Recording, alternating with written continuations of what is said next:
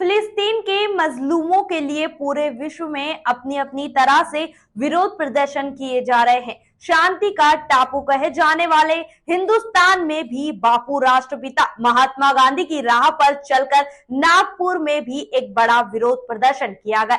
80 kilometre पैदल चलकर नागपुर वास बापू के वर्धा स्थित गांधी आश्रम सेवाग्राम पहुंचे। 80 किलोमीटर की इस पद यात्रा ने याद दिला दी महात्मा गांधी द्वारा निकाली जाने वाली पद यात्राओं की। महात्मा गांधी भी अंग्रेजों के जुल्म के खिलाफ सड़क पर पैदल चला करते थे और यहाँ हिंदुस्तान वासी भी अंग्रेजों और यहूदियों के जुल्म के खिलाफ सड़क पर पैदल चल रहे हैं। नागपुर से गांधी आश्रम सेवाग्राम तक एक धरना प्रदर्शन रैली निकाली गई।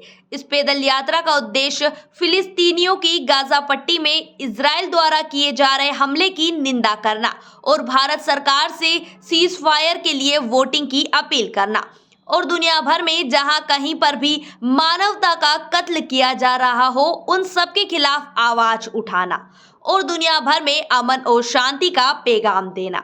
महाराष्ट्र के नागपुर शहर व ग्रामीण क्षेत्रों से बड़ी संख्या में लोगों ने इस पैदल यात्रा में हिस्सा लिया। महाराष्ट्र के ही वर्धा में सेवाग्राम बापू की कोठी पहुंचकर इस पदयात्रा का समापन हुआ। यहां यात्रा we the people of India Nagpur की ओर से आयोजित की गई थी। रैली में अपने हाथों में तस्वीर लिए पदयात्री फिलिस्तीनियों पर इजराइल के हमलों का विरोध दर्ज कर रहे थे। इस पदयात्रा में कुछ चित्र ऐसे भी थे जिसमें इजराइल के प्रधानमंत्री को हिटलर की तरह दिखाया गया था।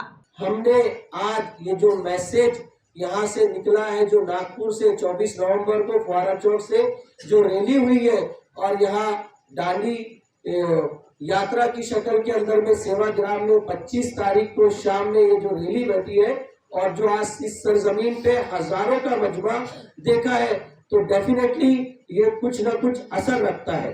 सबसे पहले बात, इस दांडी यात्रा का उद्देश्य है शांति, पीस, यही हमारा सबसे बड़ा उद्देश्य है और आतंकवाद के खिलाफ खड़े होना। दुनिया में जहाँ कहीं पर भी आतंकवाद जुल्म हो रहा है उस जुल्म के खिलाफ खड़े होना और उसके खिलाफ आवाज़ उठाना, यही हमारा सबसे बड़ा मकसद है। और जैसा कि आज आप देख रहे हैं, पूरी दुनिया में, पूरे विश्व में हर जगह मारामारी चालू है।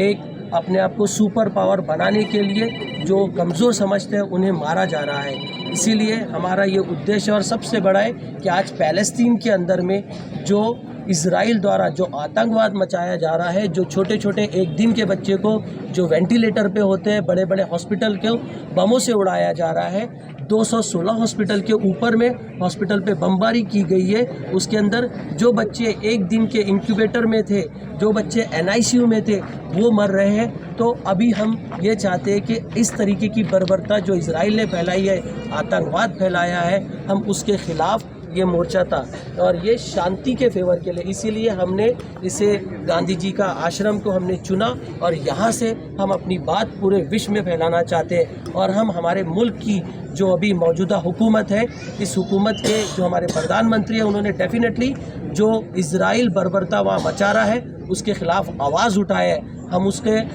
प्रधानमंत्री जी के इस बयान की हम इस्तेकबाल करते हैं। पर आज हमारा प्रधानमंत्री, हमारा देश विश्व गुरु बनने जा रहा है, तो हम हमारे विश्व गुरु के जो बनने वाला है, तो हमारा देश एक प्रेशर रखता है। तो हम अपने प्रधानमंत्री से यही रिक्वेस्ट करना चाहते हैं कि आप अपना प्रेशर बनाकर इजराइल की वो बात सुनता है, इजराइल बात सुनता है तो वो उसको रोके और ये चीज़ शांति फैलाने के लिए की गई है। फिलिस्तीन पे जो जुल्म हो रहा है ये एक आज की बात नहीं है, ये एक सोची समझी बरसों से चली आ रही साजिश का एक हिस्सा है ये, जिसमें एक कम्युनिटी ने हम लोगों को बांट करके, जैसा उनका उसूल है डिवाइड एंड रूल, उस हिसाब से हमको बांट करके आज अलग अलग होने की वजह से फिर एक एक को पकड़ करके उनके ऊपर बमबारी करके उन्हें डिस्ट्रॉय कर देना, ये उनकी पॉलिसी शुरू से चलते आ रही है।